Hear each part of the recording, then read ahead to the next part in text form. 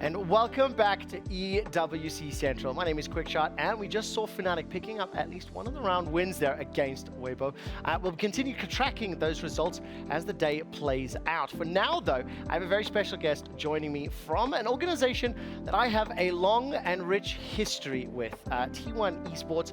I was lucky enough to commentate their teams, kicking my team's ass for over a decade.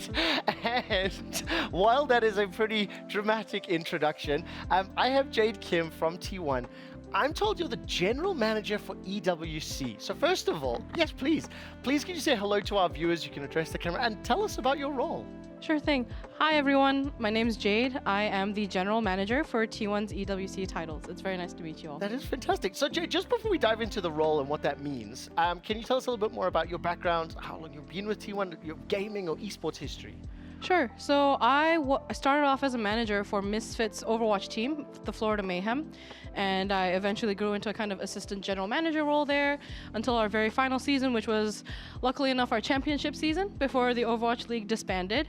And then, while I was, kind of figuring out what I wanted to do next in life, T1 approached me. They said, hey, like we're entering this new thing called the Esports World Cup. You might have never heard of it. Of course I did. But, and they were like, would you be interested? And I said, I'd love to. That is amazing. Now, at your time at Mayhem, I presume obviously you work quite closely with Ben and maybe spend a little bit of time with Becca. Did you work with Becca at all by any chance? Becca as in? Becca Roberts? Oh, yes. She's my wife, so hi anyways. Oh my goodness.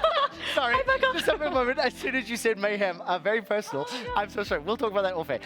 Back to T1.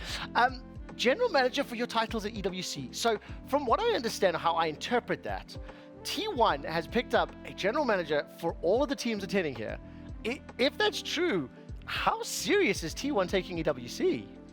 I mean, right now we're very excited about, the EWC, the kind of infrastructure that they have set up, as well as the scope of everything that they have in plan, have in mind for us. So, we also want to kind of commit and see where this exciting journey leads us.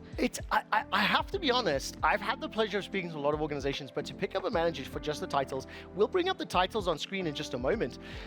As you obviously have an Overwatch background, you obviously have been around esports, and I can appreciate you've seen esports organizations at different scales. We've got TFT, Tekken 8, PUBG Battlegrounds still to come. You've already won League of Legends. No one is surprised. But I mean, what does that signal to you as somebody who's been in the industry and seeing an organization committing to managing a group of teams at a tournament? To me, it's very new and fascinating. It's also a new step for me from starting off managing only one team and focusing very deeply on each and every player, and then kind of growing into a role that's more, top down, like making sure I assist the managers who used to be in my shoes, the ones that, Yes. will be the more nitty gritty kind of managers. But at the same time, I feel like this is just a really exciting event for T1, and we really just wanted to make sure we make the most out of it. So then that's why we kind of fielded our own team of staff for this event. Well, once again, I will congratulate your League of Legends team. It's a sentence I have said for many, many years. Let's talk one or two last questions about EWC. How valuable is an organization like this, something like the club championship, obviously individual tournaments, for an organization like T1? How important is it? Well, obviously, we want each of our teams to excel, but overall, the club championship prize pool scope is just on a whole nother level, as well as being, as far as I'm aware, quite a new kind of own type of competition. So while it's been a very exciting new challenge for us to kind of both field teams that will do well in their own respective titles, as well as kind of trying to make calculations to see where we think we might place in that club championship standing. I'll say this, I've been an avid watcher for at least 20 years. I can't think of a single tournament, a single event at this scale, especially this scale, that represents a single brand, a single club with multiple games.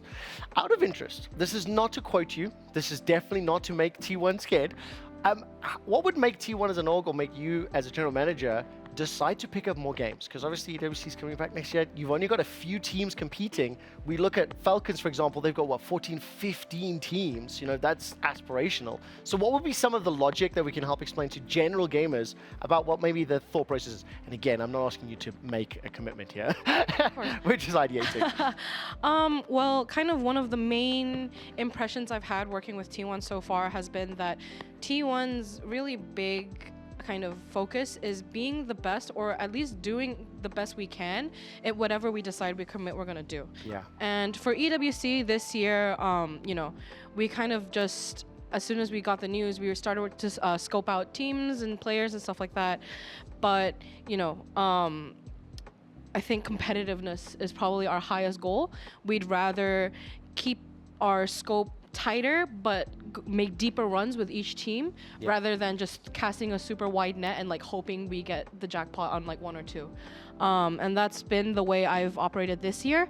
And I hope we will be expanding in multiple more titles next year, but at the same time, I'm gonna make sure we're not, you know, just kind of loosely doing it for the sake of it. It's got to be smart. And look, I know T1 fans. They are ravenous. They are hungry for success.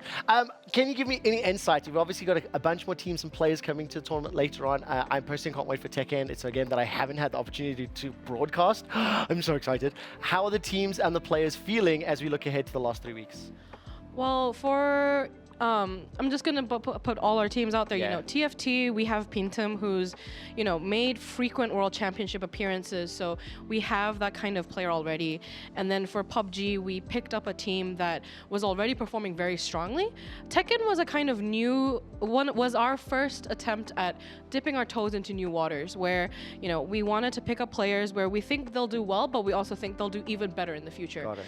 And so my main kind of focus with the two players we've picked up, so, only one of them is qualified so far, but our Pakistani player, Ashan Ali, he'll be here a week earlier to try and qualify through the LCQ tournament.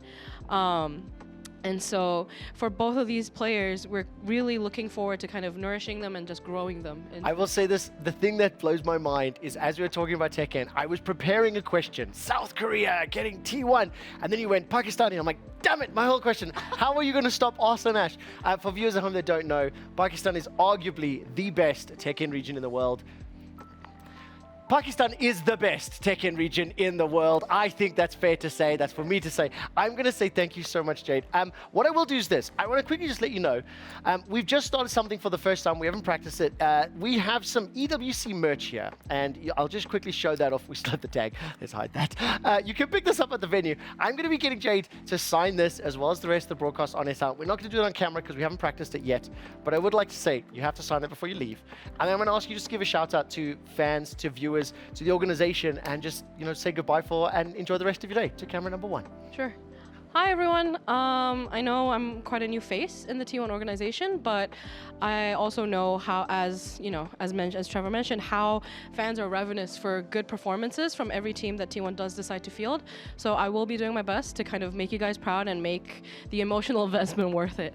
I hope you can look forward to us. I tell you what, I will just say thank you on behalf of the fans and the viewers. The move that T1 is doing, the fact that they have hired you, it is a bold and inspirational decision. So I'm going to wish you all the best of luck. Sit there for just 1 second for me. We're going to move on with the broadcast, because earlier today, Robin Songs, we asked Robin Songs to tell us his favorite TFT sets. Now it's time for K3 Soju. Yes, my man, from Vitality to blind rank them.